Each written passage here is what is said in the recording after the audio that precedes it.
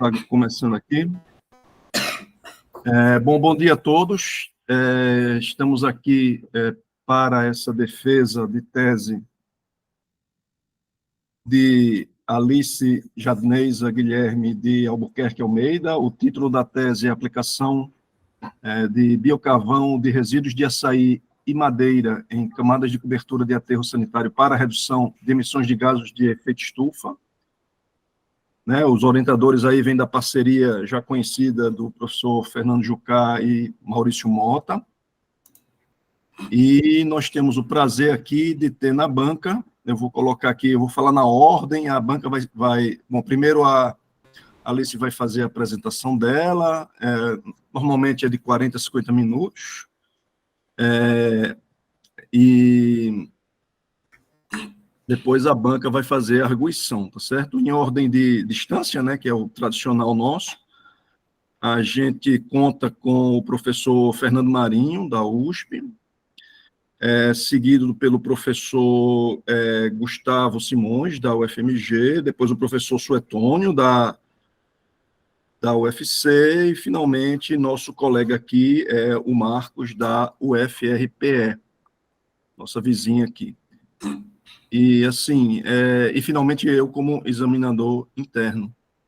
Então, em nome dos orientadores, eu agradeço à banca por se dispor a ler e corrigir o trabalho de Alice, né? Que a ideia é que a gente tenha a tese o melhor corrigido possível, o mais corrigido possível, para ficar aí como volume definitivo, e agradecemos muito por essa contribuição. Então, Alice, eu passo a palavra para você, por favor. Ok. Deixa eu colocar aqui para compartilhar os slides. Sim. Só um instante.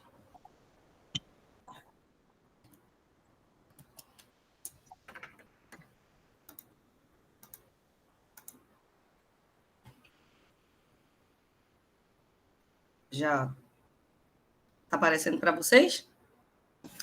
Sim. Tudo ok, Pronto. né? Tudo ok, pode começar. Então, bom dia a todos. Eu sou Alice Almeida, vou dar início à defesa da minha tese de doutorado. Eu tive a orientação dos professores Fernando Jucá e do professor Maurício Mota, e a minha tese ela tem como tema a aplicação de biocarvão de resíduos de açaí e madeira em camadas de cobertura de aterro sanitário para redução de emissões de gases de efeito estufa. Então, para dar uma breve contextualizada sobre a temática dessa pesquisa, a gente começa falando sobre o açaizeiro, que é essa palmeira tipicamente amazônica. Ela tem a sua ocorrência natural, principalmente próximo de solos úmidos. Então, é comum da gente encontrar dessa palmeira próximo de rios, próximos de lagos. E do açaizeiro, a gente tem o açaí, que é esse fruto arroxeado de cor, de formato arredondado, onde a gente tem uma polpa e a gente faz a extração para o seu consumo, né? Então, a produção de açaí, por exemplo, no ano de 2022, foi de 1,69 milhões de toneladas. Então, cada vez mais tem se produzido e consumido o açaí. Entretanto, vale salientar que desse açaí, apenas 17% é sua polpa que a gente acaba consumindo. Os outros 83%, ele corresponde a resíduos. E esses resíduos, eles acabam sendo dispostos, na maioria das vezes, de maneira inadequada, sendo um problema que carece de solução, pois a gente acaba tendo contaminação do solo, contaminação da água e também a proliferação de vetores. Outra problemática muito comum dentro dos centros urbanos seriam os resíduos provenientes das atividades de manutenção das cidades, né? E aí eu estou falando dos resíduos de poda. Esses resíduos de poda, eles têm classificação 2A na NBR 10.004, né? Eles são materiais biodegradáveis e eles têm como característica ser um resíduo onde a gente tem uma grande quantidade de galhos secos, né? E também uma grande quantidade de folhagens. Então, a Política Nacional de Resíduos Sólidos, né, na forma da lei, ela fala que todo e qualquer material ele precisa ser aproveitado energeticamente e que a gente mande para os aterros sanitários apenas o que a gente não consiga mais aproveitar. E isso não é o que acontece com esses resíduos de poda, na verdade, né? E isso acaba sendo uma grande problemática, porque a gente acaba mandando para os aterros sanitários um alto volume de material e, consequentemente, a gente tem uma diminuição dessa vida útil desses aterros, né? Então, com uma proposta, a gente vem, né, trazendo o aproveitamento desses resíduos para a produção de biocarvão. Então, o biocarvão é esse corpo sólido, ele é rico em carbono, ele tem o seu modo de produção através de um processo com um gasificador, através de uma pirólise, e o biocarvão, ele apresenta diferentes possibilidades de uso. Então, a gente pode utilizar o biocarvão como biorremediação, como sequestro de carbono, né, para fazer a contaminação, para fazer a contenção de contaminantes e de impurezas, e também para melhoramento do solo, né? Então, o biocarvão ele pode ser produzido de diferentes fontes, que vão desde o lodo até mesmo resíduos provenientes da agroindústria. E o biocarvão, ele apresenta como características uma elevada área superficial, uma excelente porosidade, que isso acaba garantindo para esses biocarvões, né, serem excelentes adsorventes, né, tanto de impurezas como de contaminantes. Então, se a gente traz como uma proposta pegar esse resíduo e a gente realiza o melhoramento dele para a produção de biocarvão e a gente reinsere ele na cadeia, a gente está fazendo a promoção da economia circular, onde a gente reaproveita isso que seria um resíduo e a gente insere ele para, por exemplo, fazer uma contenção de um contaminante. Então, isso seria a promoção da economia circular. E aí, a gente mandaria para o aterro sanitário apenas o que a gente não conseguisse aproveitar energeticamente. Então, os aterros sanitários são essas obras de engenharia, né, que são feitas com critérios técnicos para ser o local de disposição e de descarte, né, e tratamento dos resíduos sólidos, né? Então, como produto desse processo de biodegradação, a gente tem a produção do lixiviado e também do biogás.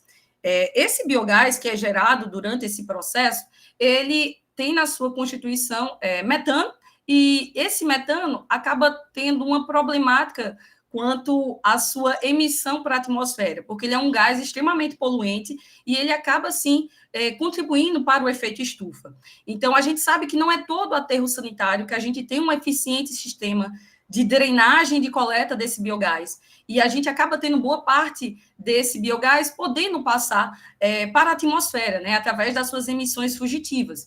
Então, se a gente coloca no nosso aterro sanitário uma camada de cobertura que tenha como a sua constituição alguma alternativa tecnológica, onde a gente consiga degradar esse gás, a gente está contribuindo para a redução dessas emissões para a atmosfera. Então, trazer uma tecnologia, uma alternativa tecnológica na camada de cobertura, que é a camada final do aterro sanitário, seria uma forma da gente mitigar essas emissões fugitivas. Então, como proposta, a gente tem a aplicação de biocarvões em camadas de cobertura. Então, a gente faria o uso, né, das propriedades do biocarvão, da sua capacidade de retenção de água, da sua porosidade e também da sua elevada área superficial, para que a gente crie nessa camada de cobertura um ambiente satisfatório para que os micro-organismos eles consigam se desenvolver e consigam degradar esse metano que está passando por essas camadas, né? E também, o biocarvão ele tem como finalidade também aumentar a quantidade de finos desse solo, né? Então, a gente diminuindo a permeabilidade dessas colunas, no caso, dessa camada de cobertura, a gente diminui a incidência de água dentro desses aterros e, consequentemente, a gente diminui a geração de lixiviado, que também é um ponto interessante a se avaliar. E também o biocarvão ele funciona como um condicionante de solos. Então, a gente também proporciona para as plantas da superfície um melhoramento. Então, isso acaba também sendo um fator relevante.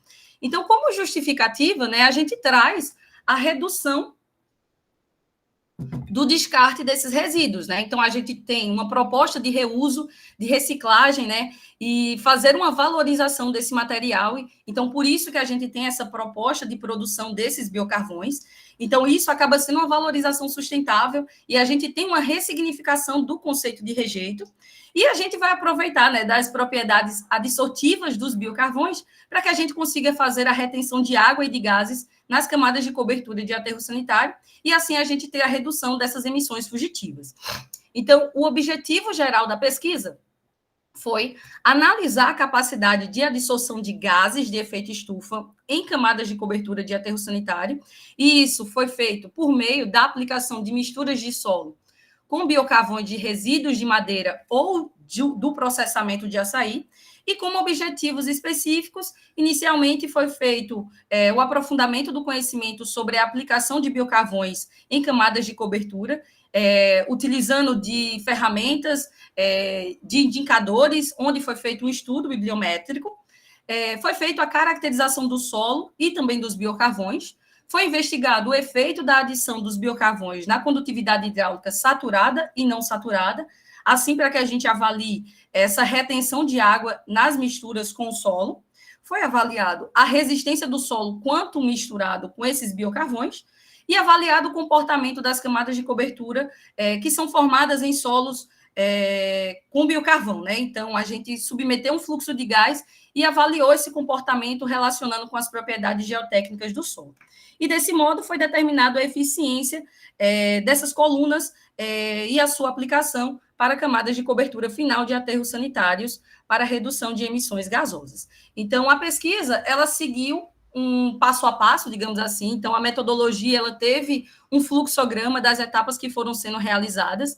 Então, inicialmente, foi feito um estudo bibliométrico, então tinha-se o interesse de avaliar o que a comunidade científica estuda sobre essa temática, sobre a aplicação de biocarvões em camadas de cobertura. Então, foi feito o uso de softwares estatístico, onde a gente avaliou sobre essa amostra de artigos existentes na temática.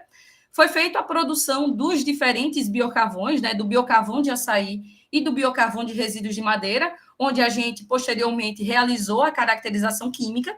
E, em paralelo a isso, foi feita a coleta desse solo, que foi utilizado para os ensaios, e, posteriormente, foi feita a mistura desse solo com os diferentes biocarvões, e, posteriormente, foi feita a caracterização e determinação das suas propriedades geotécnicas e a realização dos ensaios de coluna, para a gente avaliar a capacidade de retenção e oxidação desse metano por essas camadas de cobertura. Então, o estudo bibliométrico, que foi a primeira etapa, ele veio como uma proposta da gente, de fato, avaliar o que se estudava sobre esse eixo temático, né?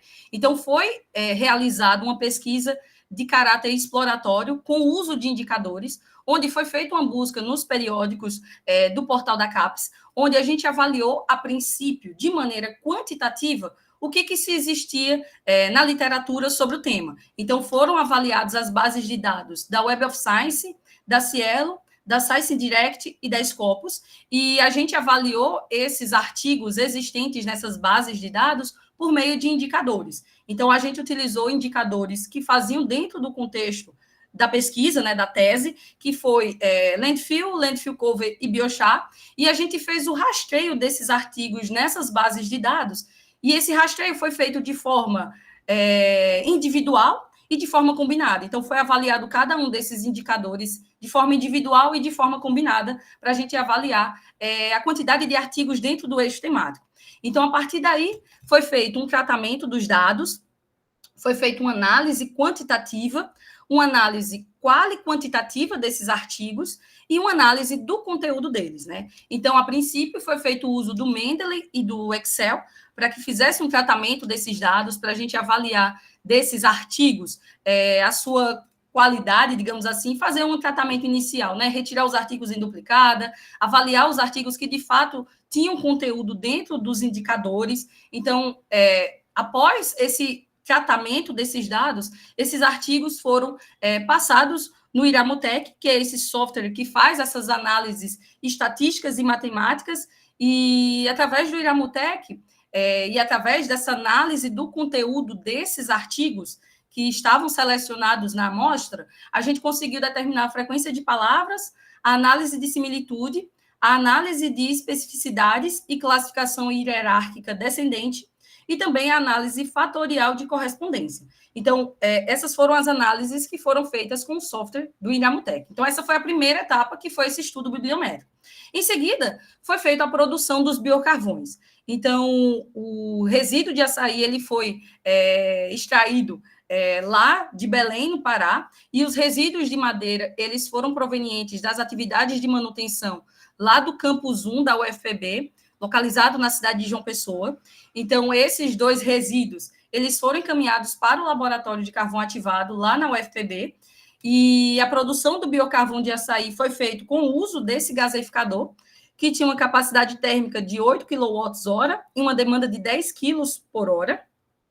E a produção do biocarvão de resíduos de madeira foi feito com um gaseificador um pouco maior, que tinha uma capacidade térmica de 32 kWh e uma demanda de 45 kg por hora.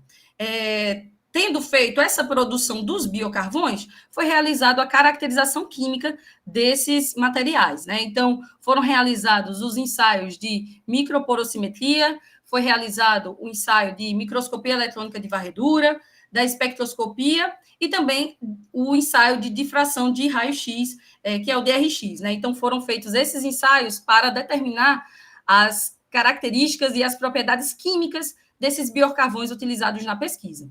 Em paralelo a isso, foi feito a coleta do solo a ser utilizado para misturar com esses biocarvões, né? Então, como a pesquisa ela se deu da gente simular em laboratório colunas de solo, da gente reproduzir em laboratório que, de fato, a gente teria uma situação em campo, nada mais justo do que a gente utilizar no laboratório, né, nas nossas colunas de solo, um solo que já fosse, de fato, utilizado em camadas de cobertura.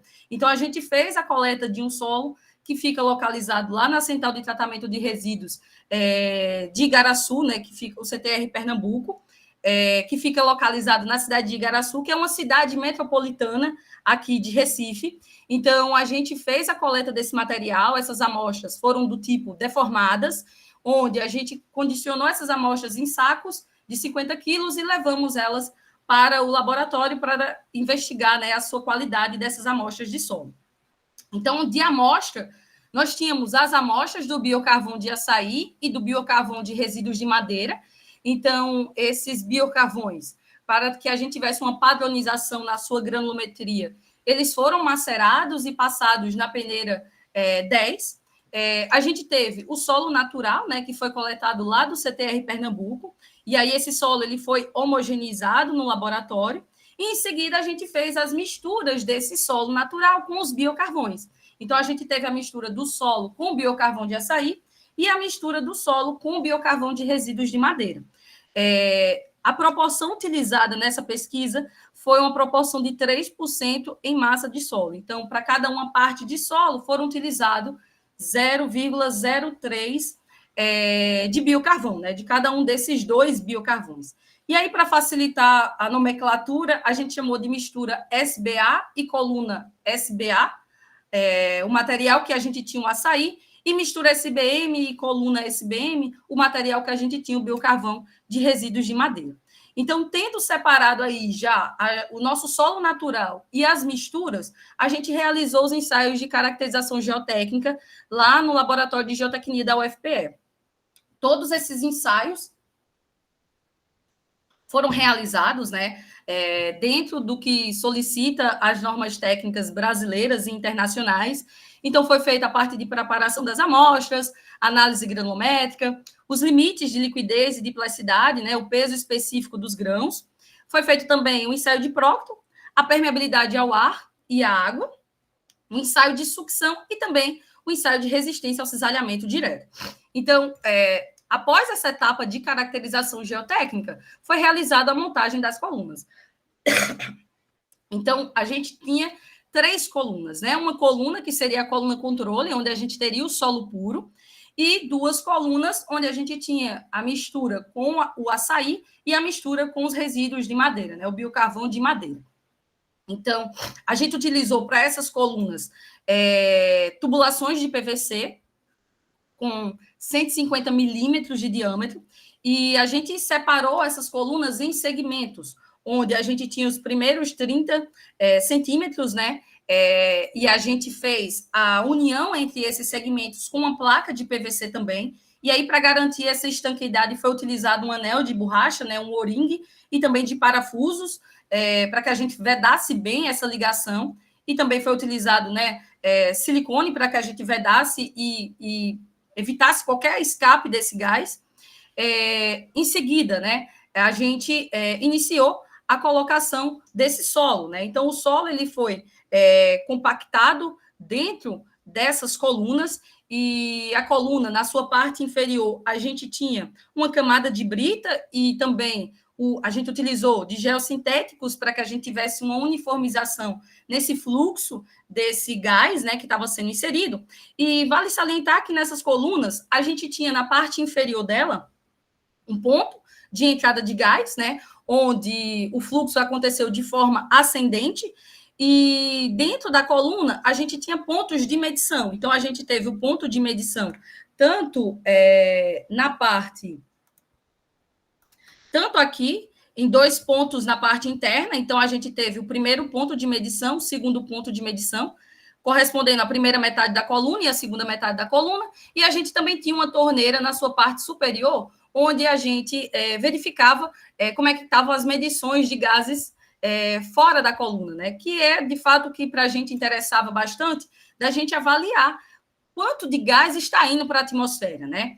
Então, feito isso, né, a gente iniciou o fluxo de gás de metano nessas colunas. Então, foi comprado um gás, né, numa empresa de fornecimento de gás, onde a gente solicitou um metano com a pureza de 99,99%. Foi aplicada uma vazão de 0,103 normal litro por hora, e as nossas colunas, todas elas apresentavam os pontos de medição, né? Então, aqui seria o primeiro ponto, o segundo ponto, e aqui o terceiro ponto de medição, e a gente também fez a instrumentação dessas colunas, né? Então, esses instrumentadorzinhos aqui são os sensores que avaliaram, né, e monitoraram ao longo de todo o ensaio os dados de temperatura, umidade e também de condutividade elétrica.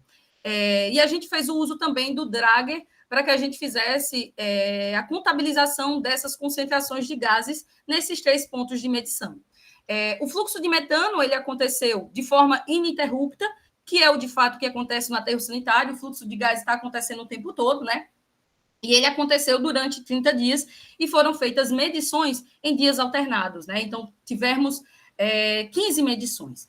Então, passada essa metodologia, a gente começa a apresentar os resultados, né? Então, o primeiro resultado obtido com a pesquisa foram os estudos provenientes, né, do estudo bibliométrico. Então, como eu havia mencionado, foi feito a análise, a princípio, quantitativa dos artigos que existiam dentro das bases de dados, né, e foi avaliado por meio desses indicadores, onde a gente avaliou de forma individual e de forma combinada, e a gente verificou que era a Science Direct que tinha a amostra mais representativa quando a gente avaliou a combinação entre esses indicadores.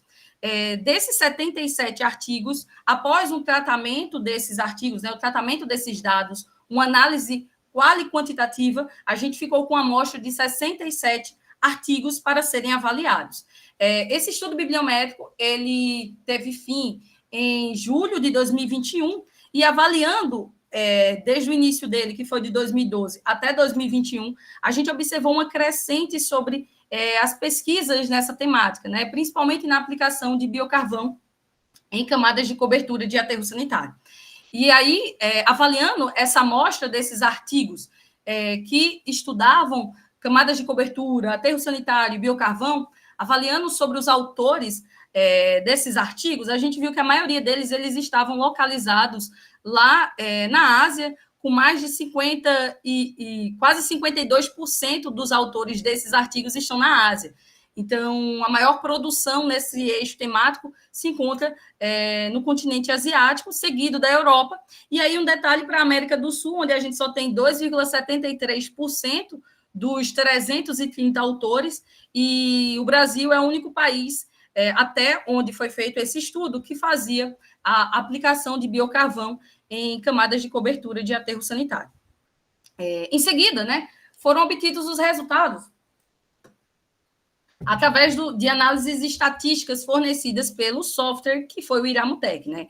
O primeiro foi a nuvem de palavras. Então, a nuvem de palavras é uma análise simples lexical, né, onde a gente avalia os termos que foram mais vistos, mais mencionados nesses artigos, né? Então, a gente tem o biochar no centro, e o tamanho da fonte também é um indicativo da ocorrência desse termo. Então, biocarvão, metano, solo, são termos que estão presentes em todas essas amostras, e o Iramutec, ele avalia não só em termos de ocorrência desses termos, mas ele também avalia em termos de conexão entre esses termos, né?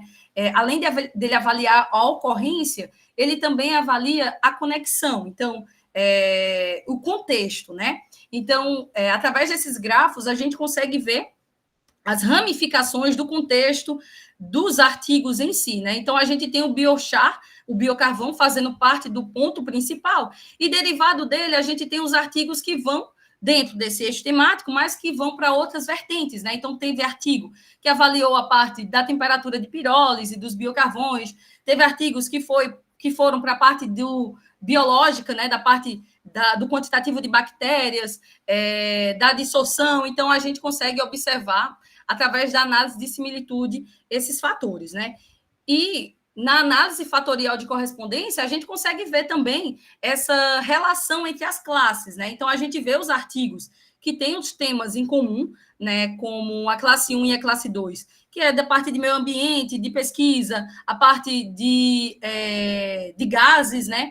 E a gente tem as classes 3 e 4, onde a gente tem os artigos dentro desse eixo temático, uns que vão mais para a parte de oxidação, a parte mais biológica, e outros que vão para a temática mais de engenharia, onde avalia as propriedades do solo, né, a condutividade hidráulica, a parte de retenção, a parte de sucção, e assim vai. Então, isso foi que a gente foi observando quando fez essa análise fatorial de correspondência. Então, esses foram os resultados do estudo bibliométrico, mostrando a relevância e a conexão entre esses temas. Para a parte de caracterização química dos biocarvões, o primeiro ensaio realizado foi para determinar microporossimetrias desses biocarvões. Então, a gente fez isso para a amostra de biocarvão de açaí e também para a amostra de biocarvão de madeira, onde a gente verificou, né, a área superficial, o volume dos poros e o diâmetro desses poros. Então, a gente verificou para o biocarvão de açaí, né, uma área superficial de 2,46 metro quadrado por grama, e para o biocarvão de madeira, 314,3 metro quadrado por grama, né? Então, a gente teve, embora esses biocarvões eles tenham sido feitos ambos através de um processo, né, com um gaseificador, a gente teve uma diferença significativa nesse parâmetro de área superficial. E isso pode estar associado, de fato, à granulometria do resíduo de açaí, né? Então, como ele tinha uma granulometria inferior, essa granulometria do açaí pode ter dificultado a entrada de ar dentro do gaseificador e dificultado também a pirólise desse material, né? Então, a gente acabou tendo uma pirólise insuficiente. Isso acabou sendo claro quando a gente verificou a área superficial desse material, né? Então, essa pirólise insuficiente, devido à granulometria desse resíduo, né, acabou garantindo uma diminuição na sua área superficial. Uma forma da gente melhorar esse biocarvão de açaí seria fazendo, talvez, a sua ativação química para aumentar esse parâmetro de área superficial. Através das isotermas dos biocarvões de resíduo de açaí e dos resíduos de madeira, a gente observou que a isoterma do biocarvão de resíduos de açaí, ele tinha uma classificação do tipo 3, e a isoterma do biocarvão de resíduo de madeira foi uma isoterma de classe 2, que é onde a gente observa já um comportamento mais gradual da curva, e isso acaba sendo muito característico de estruturas macroporosas. Para a parte de microscopia eletrônica de varredura, tanto do biocarvão de resíduos de açaí como dos de resíduos de madeira, a gente fez para ampliações de 2.000 e de 10.000, e a gente consegue ver, de fato, a uniformidade desses biocarvões, né? Conseguimos ver os seus poros, conseguimos ver as suas características, né? E aí eu queria dar um detalhe sobre esse biocarvão de açaí, que a gente viu, né, que ele teve uma área superficial reduzida. E aqui, na imagem, na ampliação de 10.000 vezes, a gente consegue ver dentro dos poros a ocorrência de cinzas, né? Então, essa ocorrência de cinzas devido, né, a essa queima que talvez não tenha sido 100% satisfatória, a gente teve a ocorrência dessas cinzas que acabaram diminuindo um pouco o tamanho desses poros e, como consequência, a diminuição da sua área, né? Já com o biocarvão de resíduos de madeira, a gente não encontra esse tipo de problema, digamos assim, né? A gente não encontra cinzas no biocarvão de resíduos de madeira, a gente tem uma uniformidade muito maior entre esses poros, e a gente, verifica de fato a formação desses poros. E pensando na capacidade de adsorção que os biocarvões eles têm, a gente ver esses poros acaba sendo extremamente interessante, visando a capacidade de retenção de gases e de água que esses poros vão acabar possibilitando para o solo em questão. Então, isso acaba sendo um ponto muito positivo, visando a aplicação desses biocarvões e misturas de solo. E aí, a gente entrou para a parte dos ensaios de caracterização geotécnica, né? Então, avaliar as propriedades geotécnicas do solo e também das misturas, né, com os diferentes biocarvões. Então, inicialmente foi feita uma análise granulométrica e a gente observa que as curvas elas têm um comportamento muito semelhante e a gente tem uma diferença apenas nessa parte mais fina, que é de fato onde a gente teve uma contribuição desses biocarvões. Então, a gente teve, e de modo geral, em todas as amostras, né, amostras bem graduadas, de baixa compressibilidade. E outro fator também interessante é que a gente teve aumento dessa parcela de finos devido à aplicação dos biocarvões. Então, a mistura SBA teve um aumento, assim como a mistura SBM também. E um detalhe que eu queria trazer para os senhores é sobre a massa específica real dos grãos, que a gente teve uma redução devido à aplicação dos biocarvões. E isso está associado, de fato, a esse aumento da porosidade que os biocarvões acabaram garantindo ao solo, né? No ensaio de compactação para as 3 amostras, a gente teve esses dados de umidade ótima e densidade seca máxima, né? Então, do solo foi de 10,2%, para a mistura SBA foi de 11,75% e para a mistura SBM foi de 12,5%. E a gente observando as curvas de compactação das amostras, a gente observa que a curva de compactação das misturas, elas acabaram tendo um deslocamento para o eixo de umidade, né? E isso a gente consegue ver lá no aumento da umidade de cada uma dessas misturas, né? Então, pensando na umidade como um ponto positivo para a microbiota presente nessa camada de cobertura, esse aumento devido à aplicação do biocarvão é visto também como um ponto positivo diante do cenário de aplicação dessas misturas em camadas de cobertura final. Tá? E aí, para a gente avaliar ainda mais como é que acontecia esse fluxo de água e de gás nessas amostras, né, foram feitos os ensaios de permeabilidade à água e também de permeabilidade ao ar. E aí a gente viu, né, que as misturas com biocarvão, elas apresentaram uma redução na permeabilidade à água do solo, né? Então, a gente entrou numa notação científica de 10 a menos 8 metros por segundo. O mesmo também foi observado para a permeabilidade ao ar, né? 10 a menos 8, devido à inserção desse biocarvão dentro desse solo, né? Vale salientar que a gente utilizou uma baixa proporção dentro do que já era utilizado na literatura. E a gente ter essa diminuição na permeabilidade à água e ao ar acaba sendo um ponto positivo, porque a gente quer que esse nosso aterro sanitário ele funcione como um grande bioreator, né? A gente quer que entre com mais dificuldade a água de chuva para não gerar muito lixiviado, e a gente também não quer que esse gás consiga escapar com facilidade, né? Então, ter essa redução nesses parâmetros também é um ponto positivo da aplicação dessas misturas para camadas de cobertura do aterro sanitário, e todas elas estão dentro do que recomenda a USEPA para a camadas de cobertura final de aterros sanitários. E aí, para conseguir compreender melhor essa característica e a capacidade de retenção de água dessas colunas e desse solo em si, foi feito as curvas, né, de retenção de água.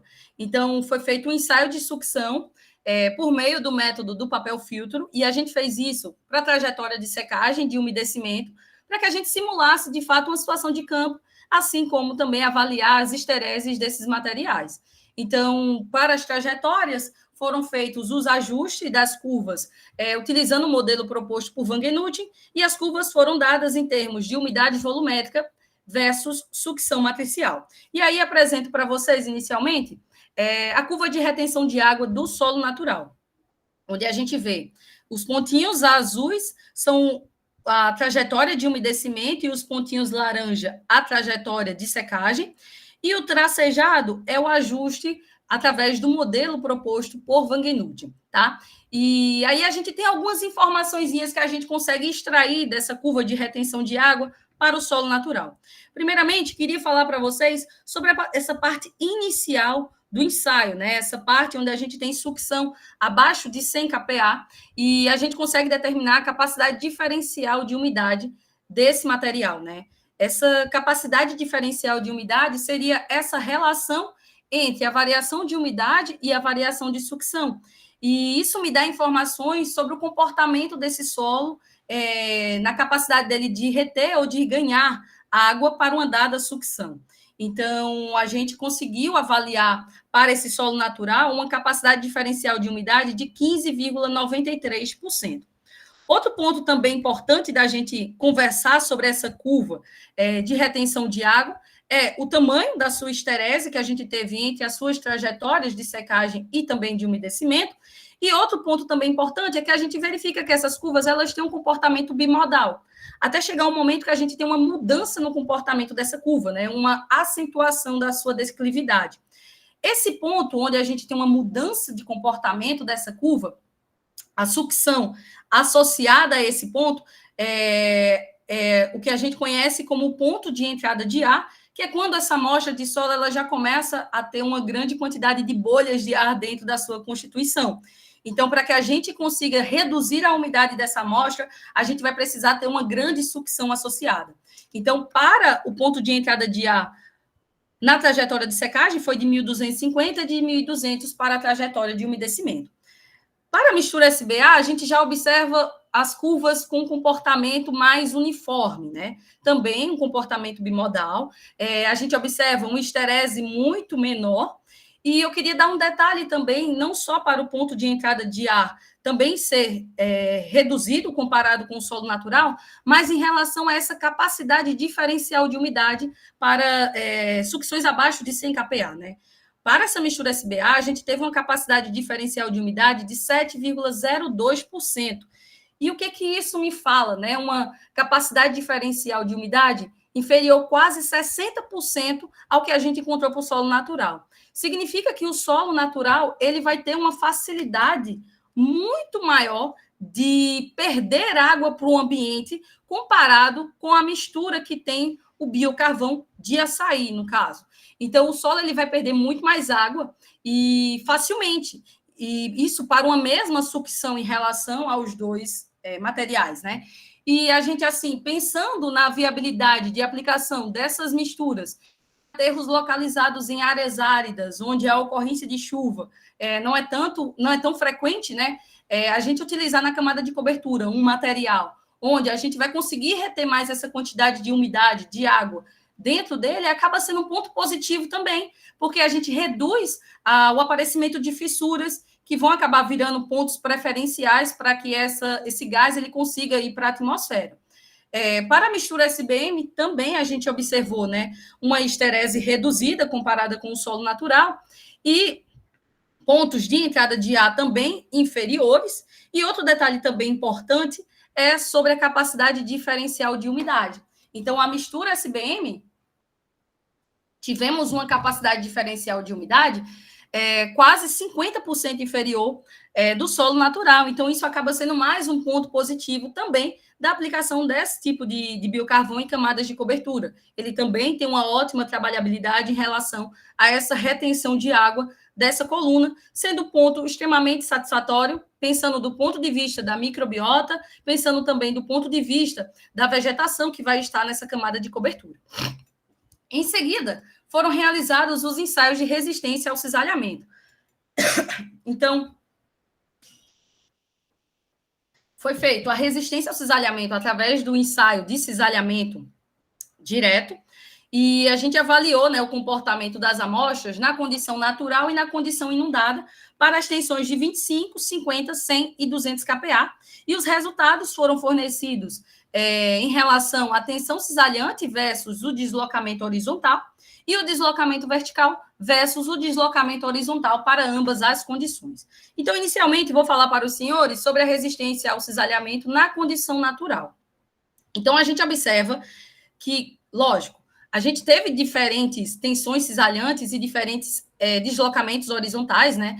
Mas a gente observa que todos os materiais, eles apresentam um comportamento muito semelhante, né? Um comportamento semelhante de materiais plásticos, onde a gente tem a tensão que vai sendo aplicada, até chegar um momento que a gente chega numa tensão de pico, a gente tem a ruptura desse solo, e depois a gente tem um patamar de escoamento. Em relação ao deslocamento vertical e o deslocamento horizontal do solo natural, da mistura SBA e da mistura SBM, a gente observa um comportamento típico de areias, que a gente verifica, a princípio, uma redução do volume quando a gente aplica uma carga, e depois um aumento desse volume até a gente chegar na tensão de ruptura de todas as amostras. Isso para a condição natural. Na condição inundada, também a gente observou uma certa semelhança entre o comportamento de todos esses materiais. Então, o solo natural, a mistura SBA e a mistura SBM, para as tensões que foram aplicadas, elas apresentaram comportamentos muito semelhantes em relação à resistência, em relação à tensão cisalhante e os seus deslocamentos. E isso acaba sendo um ponto interessante, pensando na estabilidade dos aterros sanitários, né, na viabilidade da estabilidade desses aterros quando a gente aplicar esses biocarvões em campo. E aí, através desses resultados, né, dessas tensões cisalhantes e das tensões normais, a gente conseguiu verificar para a condição natural e na condição inundada os critérios de ruptura propostos por Mohr-Coulomb, né? Então, aí a gente conseguiu TRs acima de 99%, e a gente verificou a coesão e o ângulo de atrito de todas as amostras. Então, sabendo que o ângulo de atrito ele está relacionado com a força normal e a força que está sendo aplicada nessas amostras, e a coesão está relacionada com as características também do solo e das suas interações entre as suas partículas, a gente teve um pequeno acréscimo na parcela de coesão com a aplicação dos biocarvões. Então, foi um aumento decorrente nessa condição natural, e isso pode ter sido devido ao aumento da parcela de finos que esses biocarvões acabaram aumentando nesse solo, né? Então, isso fez com que essas partículas elas conseguissem ficar mais aderidas uma com a outra, e a gente tivesse esse aumento no parâmetro de coesão.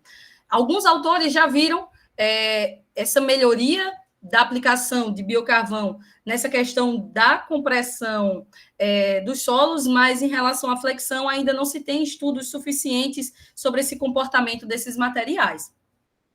E aí, quando a gente foi para a condição inundada, a gente teve ângulos de atrito muito próximos entre as amostras, mas a gente teve uma redução no parâmetro da coesão das misturas que a gente tinha o biocarvão, né? Então, para a condição inundada, a gente já não conseguiu ter, de fato, essa aderência desse biocarvão nesse solo, né?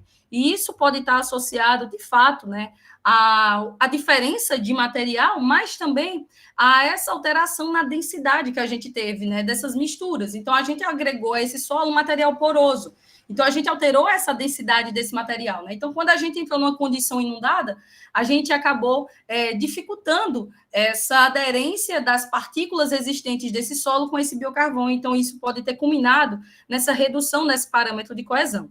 Vale salientar que, em relação às tensões que a gente avaliou e os deslocamentos, os comportamentos são muito semelhantes entre todos esses materiais, né? Então, é importante que a gente avalie essa questão da coesão em macroescala e avalie, de fato, também se na condição inundada a gente tem esse comprometimento desses aterros, de um modo geral, né? Numa condição de chuva, também avaliando em termos de erosão, seria um ponto interessante da gente avaliar também. E aí, a gente veio para a etapa final da pesquisa, que seria os ensaios das montagens das colunas, né? Como eu havia dito para os senhores, a gente teve 3 colunas, né? A coluna controle, e a coluna SBA e a coluna SBN, né? Então, todas as colunas, elas foram submetidas a um fluxo de metano, um fluxo ascendente, que aconteceu de maneira ininterrupta. E a gente teve, né, os pontos de medição que eu mostrei para vocês no início, lá na metodologia, né? Os pontos das colunas onde a gente avaliou essas concentrações desses gases. Então, a gente avaliou, ao longo dos dias, as concentrações de metano. Então, para a coluna controle, a gente só observou baixas concentrações de metano na coluna na parte inicial do ensaio, né? E isso é, claro, devido a esse processo de saturação que iniciou, né? Da coluna começar a ser saturada com esse gás que estava sendo inserido, né? A partir da sexta medição, a gente já começou a ver concentrações de metano acima de 90%, e nos últimos dias de medição, a gente já tinha todo o metano que estava sendo inserido na coluna, ele estava saindo. Então, aí a gente já observou que a retenção e a eficiência de retenção dessa coluna, que só tinha um solo na sua constituição, era nula. E isso foi aumentando de forma gradativa, né? Então, a eficiência só começou alta no início, porque a coluna, de fato, estava saturando, mas depois que o fluxo continuou, a gente conseguiu ver a eficiência nula na retenção desse metano. Então, pensando na aplicação desse solo na coluna, numa camada de cobertura de um aterro sanitário, a gente não teria retenção desse gás. Então, isso acabaria não garantindo essas emissões, né? Acabaria garantindo com que essas emissões acontecessem, e isso não é um ponto interessante, pensando na aplicação desse material em colunas, em camadas de cobertura de aterro sanitário. Para as colunas SBA e SBM, aí o comportamento já foi totalmente diferente. A gente observa as concentrações de metano diminuindo, e a gente observa concentrações de metano superiores apenas nessa parte da coluna mais próximo do ponto de injeção desse metano. E à medida que a gente vai tendo a nossa coluna, a gente vai tendo a redução desses fatores, dessas concentrações de metano, e a gente vai vendo essa redução acontecendo de maneira gradativa, né? Então, isso acaba, né, ficando evidente a dissolução desse gás dentro dos poros do biocarvão. E aí, quando a gente avaliou em termos de eficiência, a gente teve um aumento dessa eficiência de forma gradativa. Então, avaliando cada medição dessa, a gente teve um aumento dessa eficiência na retenção desse metano. E aí, avaliando no terceiro ponto, nesse ponto, que é relativo aos gases que estão indo para a atmosfera, fazendo uma média de todos os resultados que a gente obteve, a gente teve uma eficiência média de 96,8% nesse ponto 3. Então, isso acaba sendo extremamente interessante e viável de aplicação desse tipo de mistura em camadas de cobertura, né? Então, eu estou inserindo 100% de metano e eu consigo reter 96,8%, isso é extremamente interessante para a gente aplicar para reduzir essas emissões de gases, né? E em comparação à mistura que tinha o biocarvão de madeira, né, a gente observa já um comportamento ainda mais uniforme nessa concentração de metano, nessa redução ao longo das medições, e isso pode estar associado também, né, ao aumento da área superficial que essa mistura com a madeira acabou tendo, né? Então, isso acabou aumentando um pouco mais nessa questão da diminuição de concentração de metano ao longo dos pontos de medição. E, em termos de eficiência, a gente teve uma eficiência também uniforme e também gradativa. Então, foi aumentando essa eficiência das colunas em relação a essa retenção de metano. E avaliando também nesse terceiro ponto, que é o ponto do que a gente estaria mandando para a atmosfera, a gente teve uma eficiência média de 98,5% nesse ponto 3. Então, a gente teve uma eficiência muito elevada nesse ponto em relação à dissorção desses gases. E, assim, vale salientar que todas as colunas, elas foram compactadas com o mesmo grau de compactação, elas foram feitas com a sua umidade ótima e todas foram inseridas com a mesma quantidade, o mesmo fluxo de metano. Então, essas eficiências apresentadas através da aplicação dessas misturas só colabora o que a gente verificou ao longo de toda a pesquisa, que é a capacidade de adsorção de gases que o biocarvão acabou agregando a esse solo. E aí, isso acabou sendo um ponto extremamente positivo, visando a aplicação em camadas de cobertura. Em termos dos dados obtidos pelo monitoramento, né, onde a gente tinha os sensores, onde a gente avaliou temperatura, condutividade elétrica e umidade, de fato, a gente viu internamente esse aumento da umidade devido ao acréscimo, né, desse biocarvão. Então, isso acaba sendo extremamente interessante do ponto de vista da microbiota, que vai estar nessa camada de cobertura. A temperatura, a gente não teve alterações significativas entre as diferentes colunas, né? Então, as temperaturas, elas estavam de acordo com o que a gente tinha de temperatura no laboratório. E em termos de condutividade elétrica, a gente teve condutividade elétrica apenas nas colunas com as misturas, né? E isso pode estar associado a esse aumento de finos que o biocarvão acabou agregando ao solo.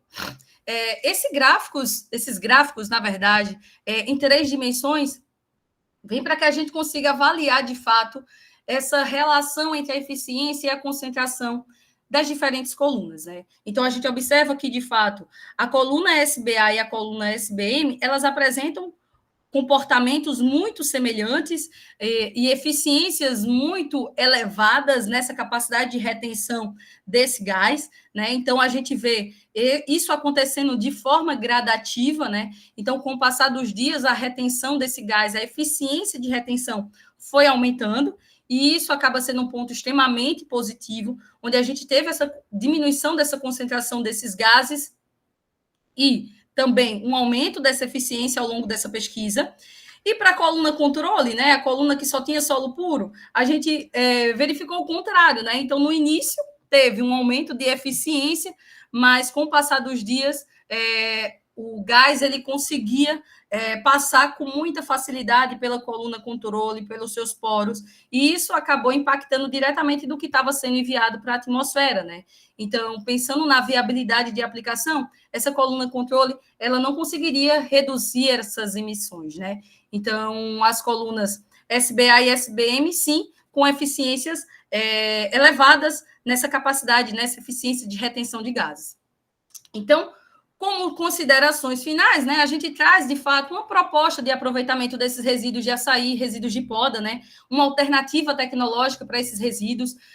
A gente verificou, né, que essa alta porosidade desse material acabou aumentando a umidade, né, e isso está totalmente relacionado com a capacidade de retenção de água que os biocarvões possuem. A gente verificou isso através das curvas de retenção, né? Foi verificado também que, em termos de permeabilidade, a porosidade dos biocarvões garantiram também uma maior retenção, não só de água, mas também de gás, e isso foi comprovado também com as colunas. Em termos de resistência, a gente verificou que o biocarvão ele não alterou de forma significativa os parâmetros do solo, então a gente acabou assegurando a sua estabilidade, né? A gente teve comportamentos muito similares e a gente verificou que, de fato, o biocarvão ele tem uma excelente capacidade de adsorção de gases e, devido a essa sua excelente capacidade de adsorção de gases, a gente acabou tendo uma coluna com eficiência de 96,8% quando a gente misturou com açaí e uma eficiência de 98,5% quando a gente misturou com resíduos de madeira. Então, pensando na aplicação dessas misturas em camadas de cobertura de aterro sanitário, para que a gente tenha essa redução dessas emissões fugitivas, a gente verifica a viabilidade de aplicação desses biocarvões e a sua excelente resposta nessa adsorção de gases, e assim a gente diminuir, né, essas emissões desse metano para a atmosfera e, consequentemente, redução desse efeito estufa, que acaba sendo um problema que assola a humanidade nos últimos anos.